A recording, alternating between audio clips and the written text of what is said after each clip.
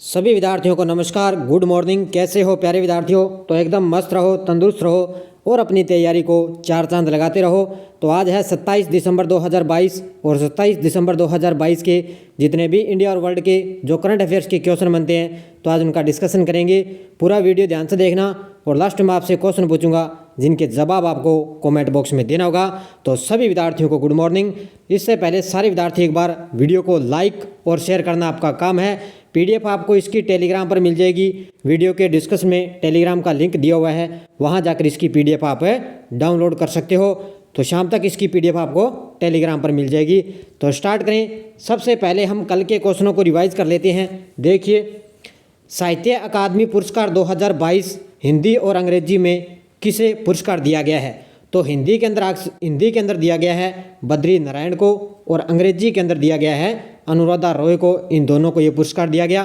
भारत और कौन सा देश जनवरी 2023 में पहला द्विपक्षीय हवाई युद्ध अभ्यास आयोजित करेंगे? तो भारत और ये जापान है द्विपक्षीय हवाई युद्ध अभ्यास आयोजित करेंगे। किस महिला को BBC sports personality of the year 2022 award से नवाजा गया? वो दिया गया है बेथ मीड को BBC personality of the year award दिया गया है। किस शहर में स्थित UIDAI यानी कि भारतीय विशिष्ट पहचान प्राधिकरण मुख्यालय भवन को शीर्ष ग्रीन बिल्डिंग पुरस्कार मिला? तो ये है नई दिल्ली के अंदर। और किस टीम के खिलाड़ी सैम करन IPL इतिहास के सबसे महंगे खिलाड़ी बन चुके हैं? और ये हैं इंग्लैंड के खिलाड़ी। अंतर्राष्ट्रीय प्रतिस्पर्धा में Golden Bengal Royal Tiger Award for best film का पुरस्कार किस फिल्म को मिला? तो ये इन दोनों को मिला है। एक तो है अपॉन एंट्री, दूसरी है the golden wings of water cocks. इन दोनों को ये अवार्ड दिया गया है। किन दो व्यक्तियों को रविंद्रनाथ टैगोर साहित्य पुरस्कार 2021-22 जीता है? कल मैंने आपको दो व्यक्तियों के नाम बताए थे, इसमें ध्यान रखना तीन व्यक्तियों को दिया गया है। एक तो है सुदीप सेन, दूसरे हैं शोभना कुमार और तीसरे हैं सुजॉय के रॉय। कल मैंने आपको ये दो ही बताए थे, तो ये ध्यान रखना इन तीनों को दिए गए, इनको भी दिया गया है। तो तीनों को आपको नाम याद रखना है। किस लिमिटेड ने सर्वश्रेष्ठ वैश्विक प्रतिस्पर्धी विद्युत कंपनी का पुरस्कार जीता? वो है NHPC ने। किसने? NHPC ने। अगला देखो, किस IIT के प्रोफेसर थलपिल प्रदीप ने विन फ्यूचर स्पेशल प्राइज 2022 प्राप्त किया? ये हैं IIT मद्रास के प्रोफेसर हैं थलपिल प्रदीप। इन्होंने फिन फ्यूचर स्पेशल प्राइज 2022 प्राप्त किया है। तो ये थे कल के क्वेश्चनों का रिवाइज। मैंने आपको इसकी क्विज भी टेलीग्राम पर डाल दी और इसकी PDF भी मैंने आपको टेलीग्राम पर डाल दी है। तो मान के चलो 24 घंटे के अंदर आपको लगभग एक ही क्वेश्चन को 4 या 5 बार रिवाइज आपको करवाया जाता है। तो यहाँ पे डेली आपको शानदार तरीके से 7 बजे मेरी आपको लाइव क्लास मिलती है। तो एक बार सभी विद्यार्थी वीडियो को लाइक और शेयर करना आपका काम है। स्टार्ट करें आज की क्लास। देखिए आज की क्लास, आज का पहला क्वेश्चन।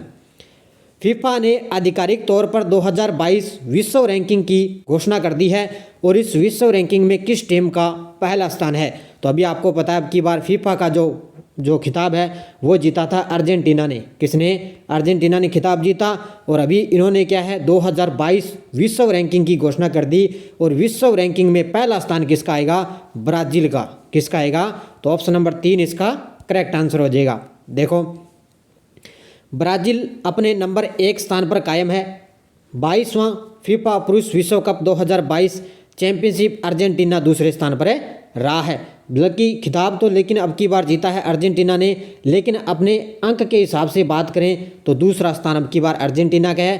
पहले स्थान पर कौन आ जाएगा? ब्राज़ील हो जाएगा। विश्व कप खिताब जीतने के बाद भी अर्जेंटीना 1838.38 अंक फीफा रैंकिंग में शीर्ष पर नहीं पहुंच पाया। तो इसे देखो, विश्व खिताब जीता अर्जेंटीना ने, लेकिन फिर भी इसने दूसरा स्थान हासिल किया है। पहले स्थान पे कौन है? ब्राज़ील।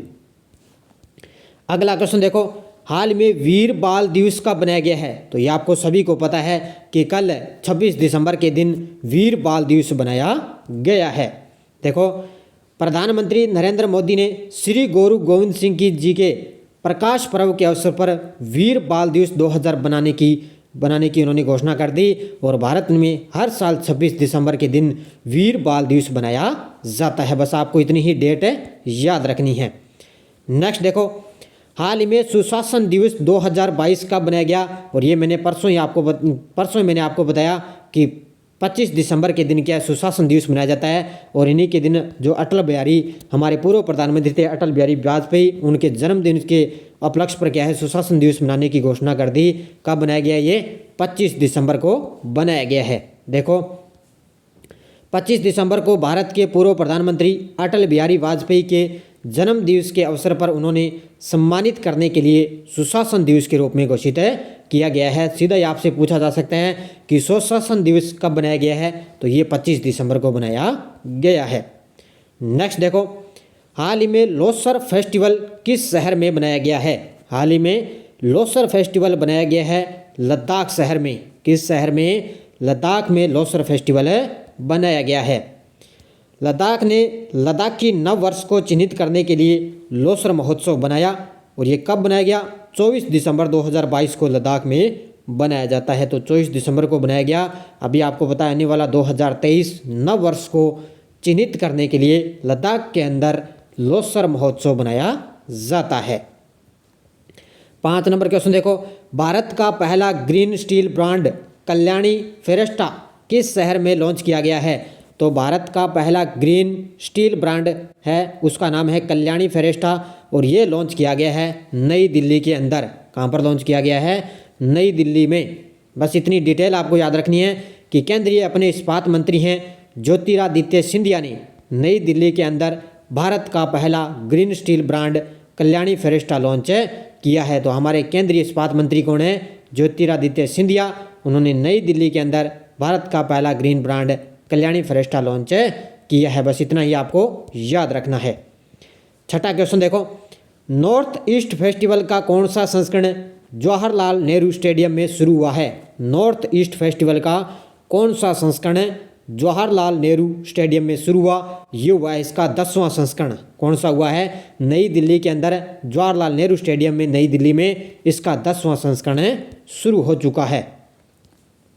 नॉर्थ ईस्ट फेस्टिवल का 10वां संस्करण 23 दिसंबर को नई दिल्ली के जवाहरलाल नेहरू स्टेडियम में शुरू हुआ। इसमें केंद्रीय सूक्ष्म लघु और मध्यम उद्यम मंत्री MSME नारायण राणे ने दिल्ली के जवाहरलाल नेहरू स्टेडियम में 4 दिवसीय महोत्सव का उद्घाटन किया है। तो ये पूछा जा सकता है कि MSME के हमारे मंत्री कौन है? नारायण राणे। इन्होंने क्या है 4 दिवसीय इस महोत्सव का उद्घाटन किया है। कब? 23 दिसंबर को। 7 नंबर देखो, फोर्ब्स की वार्षिक सूची में कौन सी महिला खिलाड़ी शीर्ष 25 सबसे अधिक कमाई करने वाली महिला एथलीटों में शामिल हुई है? यानी कि टॉप जो 25 महिलाएं हैं उनमें अपने जो है भारतीय महिलाएं हैं वो एथलीटों में शामिल हुई है। और वो कौन है? PV सिंधु। कौन शामिल हुई है? PV सिंधु को इसमें 12वां स्थान दिया गया है।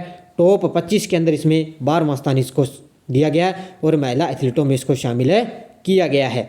देखो पूरी डिटेल, फोर्ब्स ने सालाना कमाई करने वाले महिला खिलाड़ियों की लिस्ट इसने जारी कर दी और इसमें PV सिंधु इस लिस्ट में 12वें पायदान पर पहुंच चुकी है। कौन सा स्थान दिया गया इसको? 12वां पायदान पर। दुनिया में टॉप महिला खिलाड़ी कौन रही है?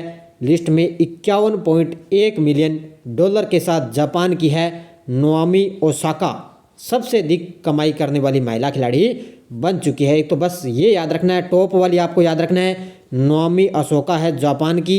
इसने कितना किया है? 51.1 मिलियन अधिक कमाई करके पहली खिलाड़ी ये बन चुकी है। और अपने भारत के अंदर PV सिंधु ने 12वां स्थान हासिल किया है। नेक्स्ट देखो, उपराज्यपाल मनोज सिन्हा ने किस राज्य में 3 नई योजनाओं की घोषणा कर दी? तो ये किया उन्होंने जम्मू कश्मीर के अंदर। कहाँ पर है? जम्मू कश्मीर के उपराज्यपाल हैं मनोज सिन्हा।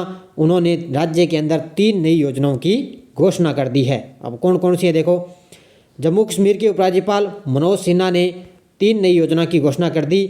इनमें से एक तो है कृषि और संबद्ध क्षेत्रों का समग्र विकास, दूसरा है आकांक्षी शहर और तीसरा है जम्मू कश्मीर केंद्र शासित प्रदेश के लिए महत्वाकांक्षी पंचायत योजना इसमें शामिल है। एक तो पंचायत योजना होगी, दूसरी होगी कृषि और संबंधित क्षेत्रों के उनका समग्र विकास करना और तीसरा होगा आकांक्षी शहर। ये 3 योजनाओं की इन्होंने घोषणा कर दी है।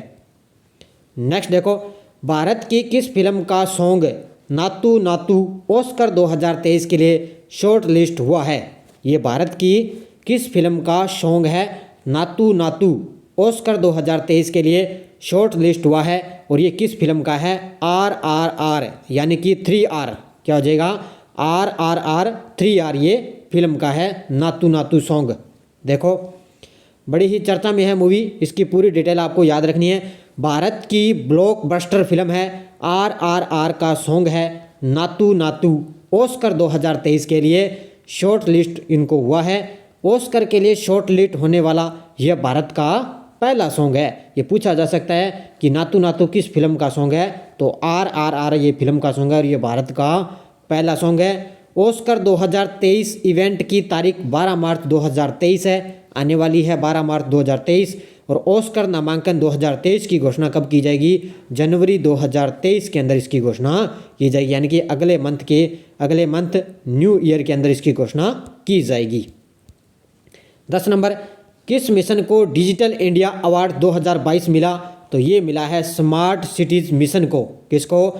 स्मार्ट सिटीज मिशन को डिजिटल इंडिया अवार्ड 2022 से मिला। स्मार्ट सिटीज मिशन को डिजिटल इंडिया अवार्ड 2022 मिला। केंद्र सरकार के द्वारा data sharing and use for socio economic development category के तहत स्मार्ट सिटीज मिशन को प्लेटिनम आइकन के रूप में चुना गया है। बस आपको इतना याद रखना है कि स्मार्ट सिटीज मिशन को डिजिटल इंडिया अवार्ड 2022 से मिला है। 11 नंबर देखो, पुष्प कमल दहल प्रचंड किस देश के नए प्रधानमंत्री बने? तो ये बन चुके हैं, अब ये नेपाल के प्रधानमंत्री बन चुके हैं नए। क्या नाम है इनका? पुष्प कमल दहल प्रचंड, और ये नेपाल के नए प्रधानमंत्री बने हैं। देखो नेपाल में विपक्षी CPN, UML और अन्य छोटे दलों ने CPN माओवादी सेंटर के अध्यक्ष हैं ये पुष्प कमल दहल प्रचंड को अपना समर्थन दिया और ये तीसरी बार नेपाल के प्रधानमंत्री बन चुके हैं। बस आपको इतना याद रखना है कि पुष्प कमल दहल प्रचंड है वो तीसरी बार नेपाल के नए प्रधानमंत्री बन चुके हैं। अगला देखो, स्वीवनी राबुका किस देश के नए प्रधानमंत्री बने? ये बने हैं फिजी के। किसके बने हैं? स्वीवनी राबुका किस देश के नए प्रधानमंत्री बने? फिजी के नए प्रधानमंत्री बने हैं। बस इतनी डिटेल आपको याद रखनी है कि स्वीवनी राबुका को फिजी का नया प्रधानमंत्री इनको चुना गया और इनको जो फिजी के इनको 12वें प्रधानमंत्री के रूप में इनको शपथ ग्रहण की गई है। बस ये भी आपको याद रखना है, 12वें प्रधानमंत्री बने हैं फिजी के। और किनको बनाया गया? स्वीवनी राबुका को फिजी का नया प्रधानमंत्री नियुक्त किया गया है। अगला देखो, केंद्र ने किस सुप्रीम कोर्ट के पूर्व जज को नई दिल्ली अंतर्राष्ट्रीय मध्यस्थता केंद्र का अध्यक्ष नियुक्त किया गया है? केंद्र ने किस सुप्रीम कोर्ट के पूर्व जज को नई दिल्ली अंतर्राष्ट्रीय मध्यस्थता केंद्र का अध्यक्ष नियुक्त किया गया? वो किया गया है हेमंत गुप्ता को। किसको किया गया है? हेमंत गुप्ता को। केंद्र सरकार ने सुप्रीम कोर्ट के पूर्व जज हेमंत गुप्ता को नई दिल्ली अंतर्राष्ट्रीय मध्यस्थता केंद्र NDIAC का अध्यक्ष इनको नियुक्त किया गया है। बस आपको इतना याद रखना है। अगला देखो, हाल ही में परमाणु ऊर्जा नियामक बोर्ड का नया अध्यक्ष किसे नियुक्त किया गया है? हाल ही में परमाणु ऊर्जा नियामक बोर्ड का नया अध्यक्ष नियुक्त किया गया है दिनेश कुमार शुक्ला को। किसको किया गया है? दिनेश कुमार शुक्ला को। देखो वरिष्ठ परमाणु वैज्ञानिक है दिनेश कुमार शुक्ला। इनको 3 साल की अवधि के लिए परमाणु ऊर्जा नियामक बोर्ड AERB का अध्यक्ष इनको नियुक्त किया गया। किन की जगह लेंगे? ये G नागेश्वर राव की जगह लेंगे। किसकी जगह लेंगे? G नागेश्वर राव की जगह लेंगे। और नया अध्यक्ष किसको नियुक्त कर दिया? दिनेश कुमार शुक्ला को परमाणु ऊर्जा नियामक बोर्ड का नया अध्यक्ष नियुक्त कर दिया है। तो ये क्वेश्चन थोड़े ज़्यादा थे क्योंकि पिछले हफ्ते आपको पता है क्लास 2 दिन आपको नहीं मिली, इसलिए करंट जो पीछे के क्वेश्चन है वो भी मैं साथ साथ लेकर चल रहा हूँ। अब देखो पिछले वीडियो का क्वेश्चन क्या था? कौन सा देश 13वीं विश्व व्यापार संगठन मंत्री स्तरीय बैठक 2024 की मेजबानी करेगा? ये करेगा संयुक्त अरब अमीरात। बहुत सारे विद्यार्थियों ने शानदार तरीके से जवाब दिए, उन सभी को हार्दिक शुभकामनाएं। इसी तरह मुझे लगातार फॉलो करते रहिए क्योंकि अभी सर्दी का मौसम है। अभी देखते हैं 7 बजे आपको डेली लाइव क्लास मिलती है। अभी नए साल से आपको क्या है 7:30 यानी कि 7:30 पर आपको क्लास का टाइम चेंज किया जाएगा क्योंकि कई विद्यार्थी मुझे पता है लेट जो है उठते हैं। इसी वजह से कई विद्यार्थियों ने मुझे कमेंट किया कि 7 बजे क्लास न करके आप 7:30 का टाइम रखो, वो हमारे लिए बेस्ट रहेगा। तो जो नए वर्ष के दिन हम शुरुआत करेंगे 7:30 इसका टाइम रहेगा। तो अब देखो आपके लिए question for you, Puma India ने किस बॉलीवुड अभिनेता को अपना ब्रांड एम्बेसडर बनाया है? साक्षी मलिक, सोनाक्षी सिन्हा, दीपिका पादुकोण, अनुष्का शर्मा। इसका जवाब आपको कमेंट बॉक्स में देना है। और बहुत दिनों से आपको यस्टरडे डोज भी नहीं मिली, क्योंकि आपको नए साल से यस्टरडे डोज मिलेगी जो, और आपको कल शाम 8 बजे आपको पता है साइंस की क्लास दी गई है सीईटी के एग्ज़ाम के लिए। अभी आपको पता है ग्रेजुएशन लेवल का सीईटी का एग्ज़ाम बहुत ही नज़दीक आ चुका है, तो निश्चित तौर से यहाँ से क्वेश्चन आपके लिए ज़रूर बनेंगे, क्योंकि सुबह शाम डेली हमारी क्लासें आपको मिलती रहेगी। नाना क्लासेस पर भी आपको मिलती है और यहाँ पर भी सुबह शाम आपको क्लासें मिलती रहेगी। सभी विद्यार्थी एक बार वीडियो को जाते जाते लाइक और शेयर करना आपका काम है। सभी विद्यार्थियों को धन्यवाद। जय हिंद, राम राम।